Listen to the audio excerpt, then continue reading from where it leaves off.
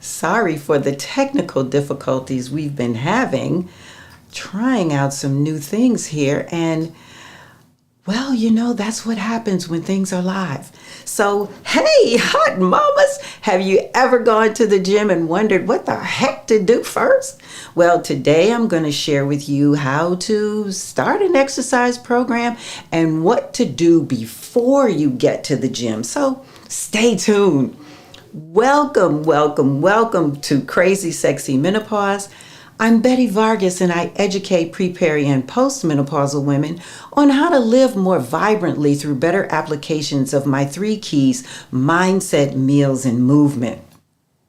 If you've never worked out before, or it's been a while since you've gone to the gym or you've done any kind of exercise, well, I've got some tips for you today. Tip number 1. Why do you want to embark on this adventure? Is it for your health? Do you want to stick around for your children? I mean, you've got to have a strong why, and that's the tip. If you want to stay around for your children, your grandchildren, you want to see them grow up. If your why is for someone else other than you, then it probably won't be sustainable. So you've got to do it for you. You've got to do it for you, and you've got to have a strong why. Tip number 2, get your head straight. Mindset is key. Mindset is what stops many people from achieving their goals. Henry Ford said, "Whether you think you can or you think you can't, you're right." You really can do whatever you set your mind to do. You really can. Positive affirmations and upbeat music can put you in a headspace to get you up and moving. But you got to believe it. You got to believe that you can reach the goals that you set for yourself. Now, I'm not saying it's going to be easy, but I am saying you can do it. And people who make physical activity look easy, they have a can-do mindset. I know my husband and I watch American Ninja Warrior when it comes on, and I mean those athletes are in it to win it. They want to push that buzzer by any means necessary. And believe you me, they try to do it. They have a can-do mindset. And sometimes they're really pushing their bodies beyond its limits. But nevertheless, they have that mindset. So mentally prepare yourself to continue on your quest, knowing that you're embarking on a lifestyle change that's a marathon and not a sprint. You got this. Tip number 3, have a plan. Set SMART goals. So what are SMART goals? SMART goals are specific. They're measurable. They're attainable. They're reasonable. And they're time bound. So specific, what do I mean? Not say, well, I want to lose weight, but I want to lose 5 pounds within the next 2 months. Now, that gives you plenty of time. Now, you may be saying, well, I could lose 5 pounds in a shorter period of time than 2 months. But hey, you're giving yourself grace and you're giving yourself enough time to do it. So I see Marianne. Hey, Marianne, how you doing? And she says, positive mindset can sure make a big difference on what can be done. You are absolutely correct. And so now you're smart, that's the S. You want to give yourself enough time to achieve that goal. Is it measurable? That's the M in SMART. Can you measure that goal? Can you provide the time frame for when you can accomplish that goal? How will you be able to measure it? By keeping a log on tracking your progress and making sure that, well, if you start out with your barometric, or let's use body fat for an instance. If you want to lower your body fat percentage, your A1C, your cholesterol, or whatever, you want to get those measurements, and then track your once you've gotten your workout done, once you have started your program and you've reached the specific time frame that you've set. Now you can see, did I reach that goal? Was it attainable? Did I misjudge? Did I miscalculate? Is it relatable?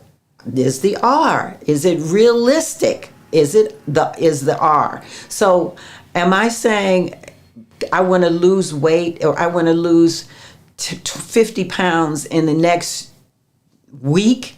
That's not reasonable. That's not realistic. So you want to make sure that whatever it is that you're talking about, whatever it is that you're trying to achieve, you want to make sure that it's realistic, because if it's not, you're setting yourself up for failure. Then, is it time bound? Is it time bound? Within that specific period of time, you want to make sure that you can really achieve that goal, and during that particular time frame. So if you want to lower your blood pressure within a specific period of time, once the end of that time has come, you can really feel good about yourself and know that, yes, I did this within a specific period of time. Yes, I measured it. Gave myself grace. I was consistent in what I did, and within the specific time frame that I set for myself. And yes, I have achieved my goal, and I can do it. I've reached my goal, and now you can set another goal. And you do this also by tracking your progress. If you don't have like a journal of something to track your progress, then how are you going to know that you've achieved the goal that you set for yourself? So get a journal, do an online journal, whatever it is that you can use to keep track of your goal. Use that and be consistent about it. Track your resting heart rate. Track how many times you walk in a week, or how many times you exercise in a week. Track your heart rate. Track your working heart rate. Track what you put in your mouth. All of these things are clues to help you to reach your goal, and I'll talk a little bit more about them in a minute. So also too, start slow and pace yourself. If you're not training for an athletic event, what's your rush? You don't need to knock yourself out. As long as you're being consistent, you can reach your goal. Well, hey, oh my goodness, I'm looking at, I see Marcus here. Hey, Tamika, how you doing? Thank you for showing up. Thank you for the showing up. Oh my goodness, you like the idea of journaling your progress. It is extremely important. Because how else are you going to know that you've hit your goal? How else are you going to know you're successful if you don't track it? You've got to track. You've got to track. That's important, extremely important. Hi, Marcus. How you doing? Thanks for coming. Oh, my goodness. I got a little full house today. Now, also, too, along those lines, stay within your limits. If you can't walk a block, why are you trying to run? Baby steps. Take baby steps. Go out and just do a little bit at a time. And when you're ready for more of a challenge, find a trainer. If you're arbitrarily doing workouts that you see on social media, you may never reach your specific goals, because those workouts are generalized for a larger population, and you want something specific for you. Tip number 4, start moving. Take baby steps, as I said before, and make tiny, tiny habits. Marcus says, I feel very welcome. You should, Marcus. We love you. Oh, and Marianne says, when I'm going for a walk, does it always have to be one that gets your heart rate up, or are slower paced ones good too? Well, now, Marianne, that depends. If you're first starting out, you want to start slow. If you're not accustomed to going out and walking a 15-minute mile, don't do that, because you run the risk of injuring yourself. You run the risk of burning yourself out doing something that you're not in condition to do. So don't start slow. As I said, start slow and work up to a pace that is good for you. Work out with not only a pace that's within your comfort level, but that's not going to burn you out. That's not going to cause you injury. Don't, stay in your lane. Do what it is that's best for you. Just move and then add on incrementally. So if you go outside and you can't walk a block, then don't try to do any more than walking a block. If you're winded after walking a block, then do that for maybe about a week. Then after your body is accustomed to moving, the more you move, the more you want to move. So if you get after that week and you find, okay, this is cool, my body has adjusted to this pace, then you add another 5 minutes onto that, and then you add another 5 minutes onto that. So you gradually, incrementally increase your training or your walking. So don't go out there and think that you're going to walk a marathon or a half marathon and you're not able to walk around the block. So starting when you're incorporating movement into your everyday activities, you get accustomed to moving. And you know what? Let me just say this. If walking is not where you want to begin, start stretching on the sofa. So, you can just, you move right now. It's like, move your body, stretch. If you're at your desk, just stretch your body. Your body will say, ah! Marcus says, I like to move it. That's right. That's why we have the little music at the beginning, so you can just start moving. Yes, Marianne, that's good to know. I always thought it had to be hard for it to count. No, it does not have to be hard. You want it to be sustainable.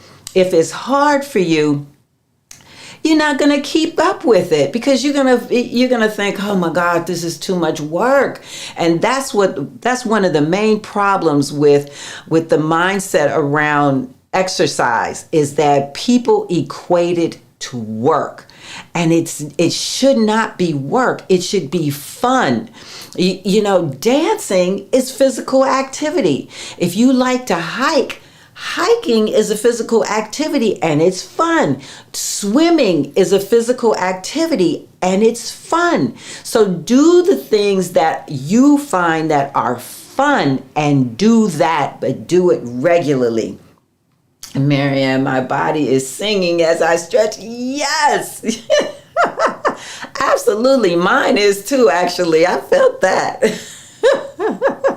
And anyway, and let me just say this, if you're going to walk, if you're going to jump rope, if you're going to play basketball, if you're going to hike, make sure that you get the appropriate shoes for your activity, and the clothes, actually.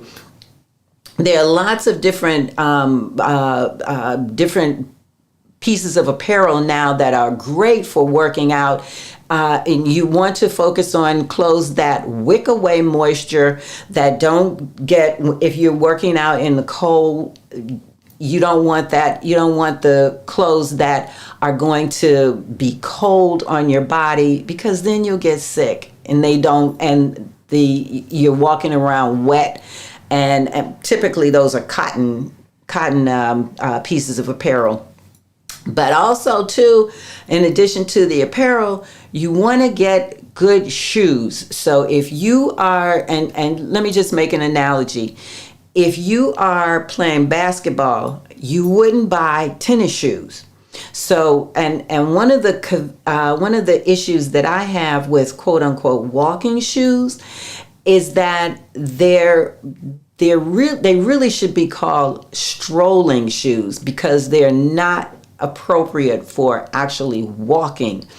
If you're going to walk in a race, or walk at any distances, or at a consistent pace, then that shoe it's not the typical walking shoe that you would get in the store.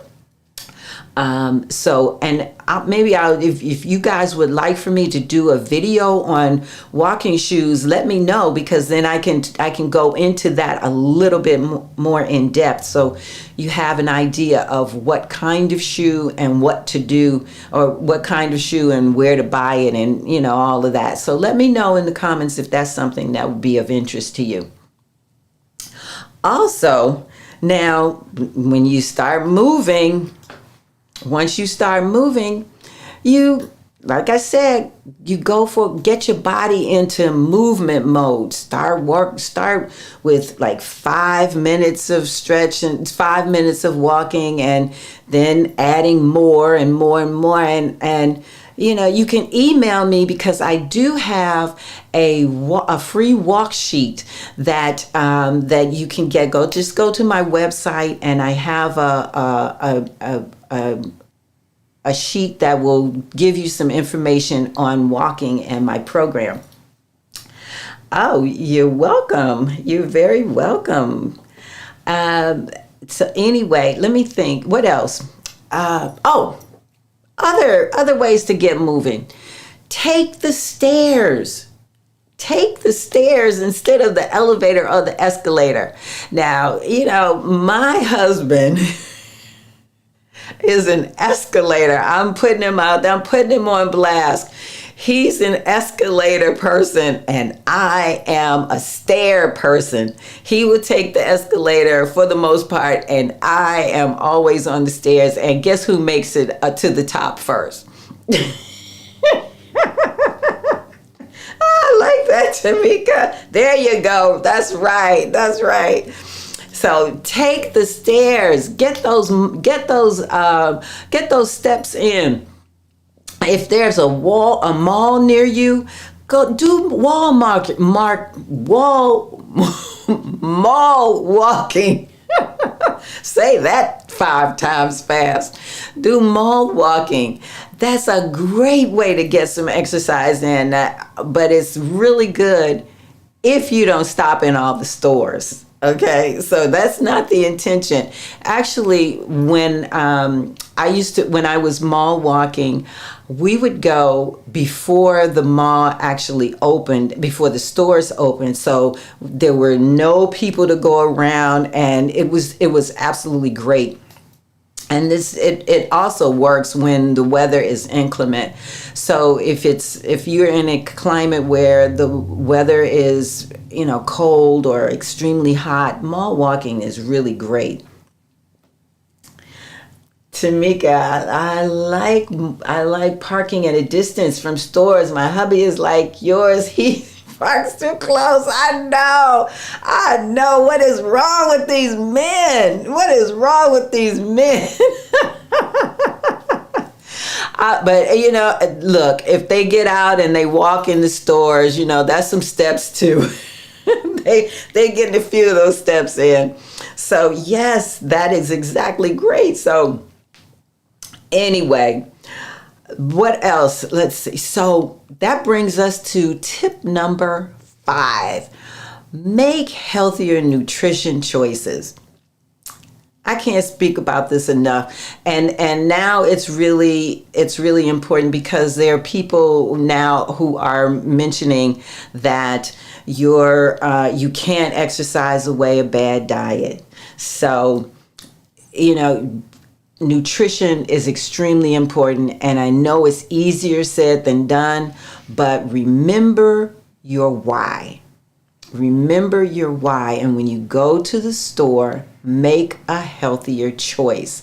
And take a shopping list. I cannot impress upon you enough. Take a shopping list to the grocery store, and never, never, never, never, never go to the grocery store when you're hungry, because the stores are programmed, their marketing is programmed to get you to impulse buy. So always go to the grocery store with a shopping list and stick to your list. I mean, literally go to the store like this with blinders on, so you can't see what they're doing, from the music in the store to keep you bumping, and and to the beat, or whatever it is they're going to do whatever they can to keep you in the store as long as they can, so that you can buy more. So please go to the store with a shopping list and stick to your list. Add more fruits and vegetables to your plate, and crowd out the processed foods and the alcohol that impede your progress. So eating is so very important. And what you eat, and where you eat, and how you eat, and with whom is extremely important. And I just want you to be gentle with yourself. Remember what I said. It's a marathon and not a sprint. When you and your family and friends begin to see how great you look and feel, they may be more inclined to join you. So keep going, because you never know who you're influencing on a positive level. Okay, Tamika says, and shopping on the outside lanes yes. Now on the inside, you want to make sure that, because this is tricky. The freezer section is in the absolute middle of the store. If you notice that you go around the periphery, they have all of the quote unquote fresh things, and the dairy and the meats and cheeses and things of that nature, and some fruits and whatnot. But in the dead center of the store is the frozen food. So healthy breads, if you eat bread, that's in the freezer section. Then you've got your frozen vegetables, you've got your frozen fruits. Those things are all in the middle of the store. And guess what's next to it? The ice cream. At least the store that I shop at. And then the next, so it's all by design. It's all by design. So you really have to be careful about what you do when you go to the store. And, I'm not, Marcus, what are you talking about? Carrying things is fitness too. That's right. Carrying your shopping bags. That's right.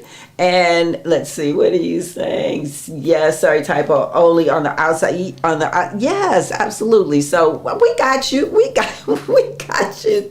We got you, Tamika. We understand. So make sure that you are really conscious about what you're doing when you go to the grocery store. And it sounds like I got some really aware people in my community right now. So listen, are there any questions that you might have for me while we are here? And I am so happy to see you guys to show up today. We had a little glitch in the beginning, but everything is cool now. Marcus, the vegetables and fruits are at the start of the store. So you are more likely to buy sweets later. You know what? And there are different different stores have different ways of directing you when you come into the store. There are some fruits and vegetables on the right as you walk in, and you're right. They are right behind the store that we frequent.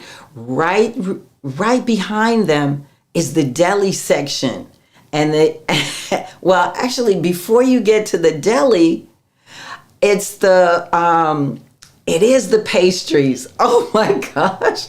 See, now that I'm thinking about it, because I have such blinders on when I go to the store that I don't even go that way. But now that I'm thinking about it, when I go into the store, there's fruit on one side, there the pastries, and then there's the bread, and then there's the delis. Oh my gosh.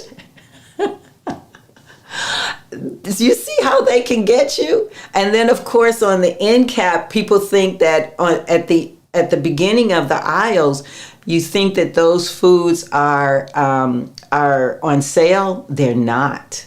They're not. So that is it's really the psychology of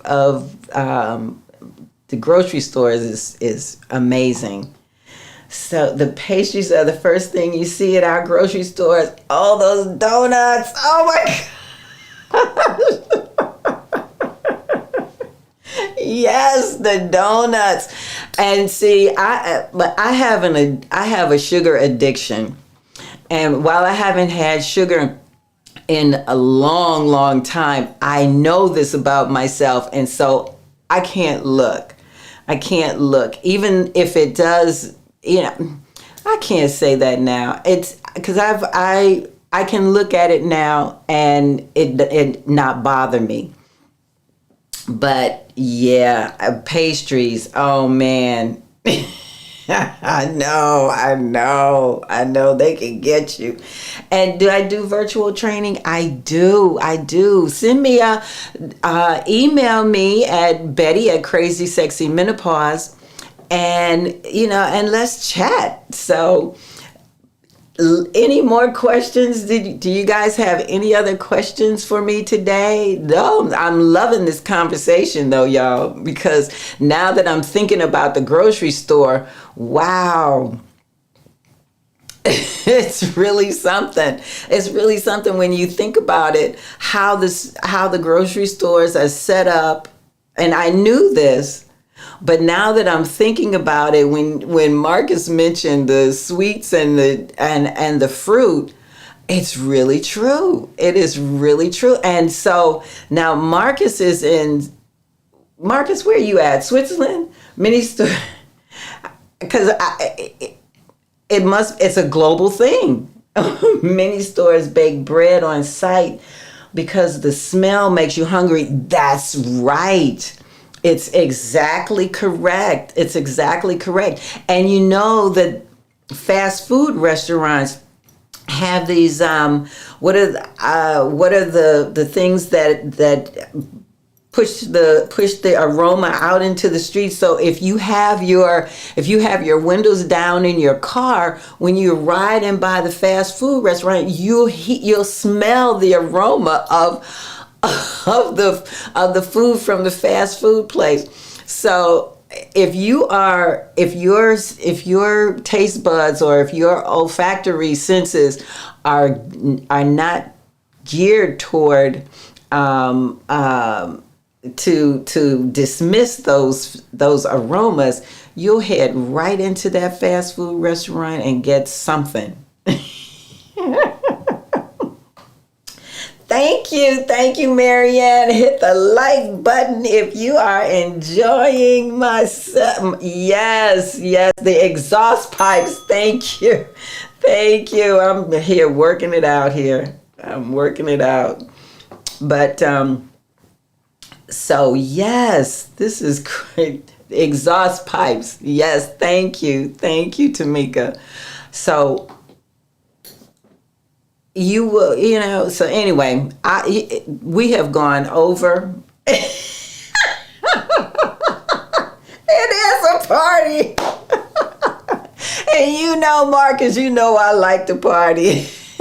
It's a global party because we got Tamika. Where are you from? We got Marcus from Switzerland. We got Marianne from oh gosh, I'm having a brain fart. Marianne, wait, Australia. Marianne is Australia. Marcus is Switzerland. Where are you from, Tamika? I'm in Northern California. It's a party. I almost want to start my little music all over again, and then I'd really mess up because I wouldn't know what to do. But yes, so you guys, thank you so much. Oh, she's North Carolina. Okay, you're all the way on the other side of the country. Wait, what? What part of North Carolina? I have a friend in North Carolina. Yes. Australia. What? I know, I remembered. So listen, y'all. I'm not going to hold you any longer, but I'm loving you. Thank you so much for being here with me today. Listen, if you like this video, feel free to subscribe if you haven't already. Leave me a comment if you want me to do another video, or if you want me to actually do one on shoes, I can do that. And if you want to see something specific, definitely let me know.